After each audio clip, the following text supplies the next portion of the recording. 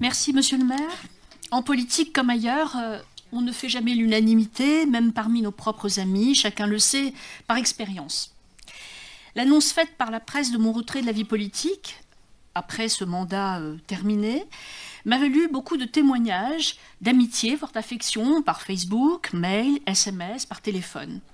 Je voudrais remercier celles et ceux qui ont pris la peine de m'adresser ces messages chaleureux qui m'accompagneront longtemps. Pour mon dernier conseil, mais non Mathieu, nous ne sommes pas morts, nous sommes bien vivants, t'inquiète pas. Donc pour mon dernier conseil, il me paraissait respectueux, voire élégant, de prendre le temps des remerciements. Remercier celles et ceux qui m'ont accompagné, soutenu et avec lesquels j'ai tant partagé ces dernières années. Ce sont quand même 19 ans d'expérience, d'engagement qui se terminent dans quelques semaines.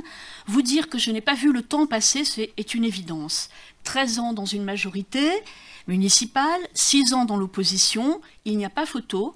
Pour être franche, pour avoir connu les deux, si être dans l'opposition est plutôt un rôle confortable et frustrant, admettons-le, j'ai été la plus heureuse dans l'action, la décision et dans la majorité. Au terme de 19 ans d'engagement, évidemment, je serai brève et irai à l'essentiel. Ne vous inquiétez pas, au fil du temps qui passe, il ne reste, nous le savons bien, que l'écume des jours. En tout premier lieu, je veux remercier ma ville, Grenoble, qui m'a beaucoup donné depuis qu'elle a accueilli ma famille en 68. Elle nous a permis un nouveau départ, un nouvel espoir et des perspectives de vie. Je sais ce que je lui dois et lui dois beaucoup.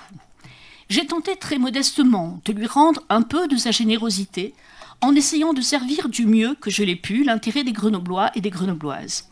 C'est une telle chance que d'habiter cette ville, d'épouser son histoire, ses valeurs de résistance à l'affront. Je suis très fière de ma ville, notamment lorsqu'elle se mobilise grâce à ses habitants et habitantes, grâce à l'action associative, grâce à ses femmes et à ses hommes militants et vigilants pour défendre des principes et des valeurs humanistes et de progrès social. Cette ville a sûrement forgé mon adhésion aux valeurs de la gauche, aux valeurs de gauche et à mon adhésion au Parti socialiste. Mais après 33 ans d'adhésion, de loyauté, de fidélité à ce parti, après avoir fait le job, pour reprendre les termes du premier secrétaire national, j'ai pris la décision de prendre le large, le cœur un peu lourd, il faut le reconnaître, notamment après l'exclusion expéditive de 3 de mes camarades. Mais n'en déplaise aux faiseurs de roi, je suis et resterai socialiste dans l'âme, fidèle aux valeurs de la gauche, et ce, sans la moindre ambiguïté. Rien ni personne ne pourra me retirer cette identité. C'est d'ailleurs l'une des raisons de mon soutien à Éric Piolle et heureuse aussi du soutien d'Anne Hidalgo, maire socialiste de Paris, à Éric Piolle. Aussi, à ce stade, ma pensée va très naturellement en direction des agents et agentes de la ville de Grenoble. Je connais un peu seulement cette grande collectivité, puisque durant 13 ans, j'ai été adjointe au personnel. Plus de 130 comités techniques, autant de CAP, 13 CAP d'avancement, une bonne centaine de CHSCT, de multiples réunions de concertation, de rencontres avec les agents, avec les services. Je crois que seuls Maud Tavel et Claire Kirkacharian peuvent comprendre ce que cela veut dire.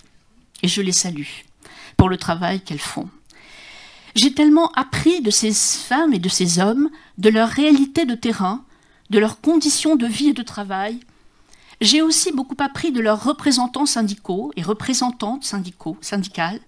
Toutes et tous ont le service public municipal chevillé au corps.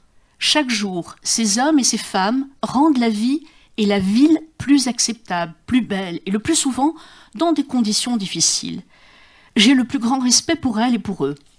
Je suis toujours entre tristesse et colère lorsque j'entends des remarques aussi stupides qu'injustes à leur égard, des analyses aussi infondées qu'expéditives, tentant de nous convaincre à longueur de temps que le service public est un luxe désormais, que nous devons réduire la voilure, que nous devons entrer dans la norme européenne, sans l'une autre procès que celui de l'économie à tout prix.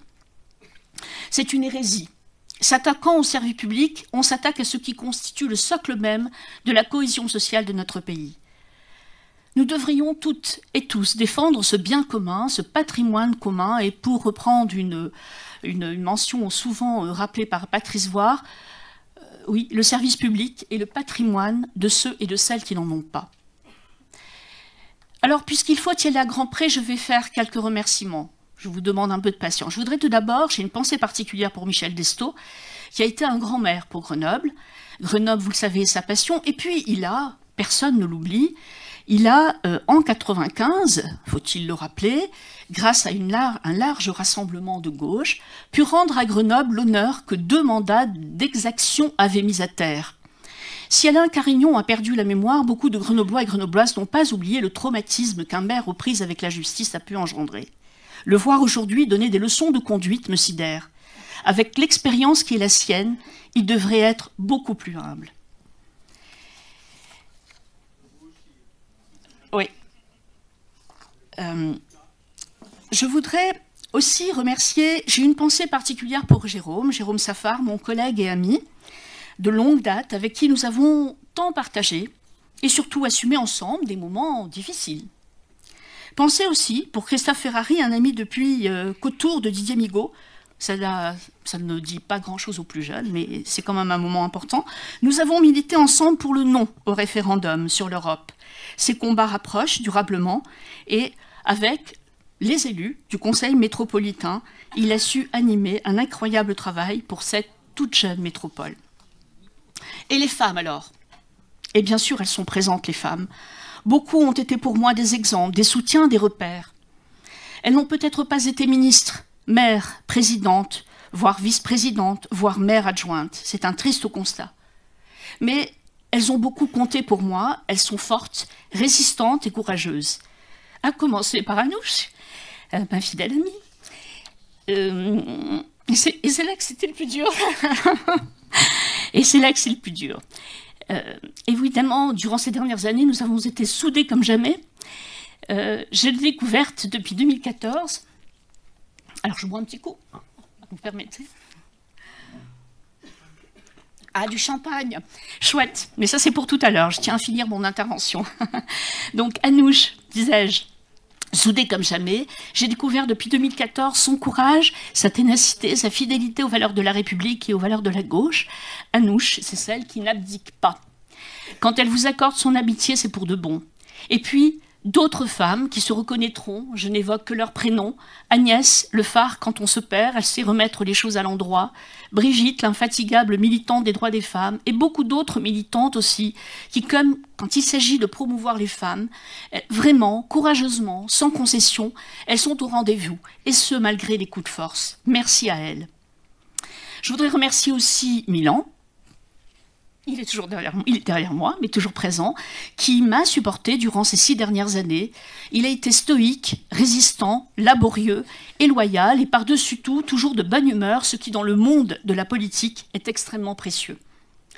Remercier plus généralement celles et ceux qui m'ont accompagné, soutenu et qui ont tant partagé, je termine, rassurez-vous, soutenu et qui ont tant partagé tant et tant depuis ces dernières années. Je ne peux les citer par souci de discrétion aussi, mais elles et ils savent combien, elles et ils sont essentiels pour moi. Alors j'en ai terminé, pardon d'avoir été aussi longue, je veux juste souhaiter bonne route, une bonne continuation à celles et ceux qui auront demain l'immense honneur de conduire à la destinée de cette ville, de cette belle ville, à servir l'intérêt des Grenoblois et des Grenobloises, à accompagner avec détermination les transitions inéluctables qui s'imposent à nous. Les transitions écologiques, bien sûr, sociales et économiques.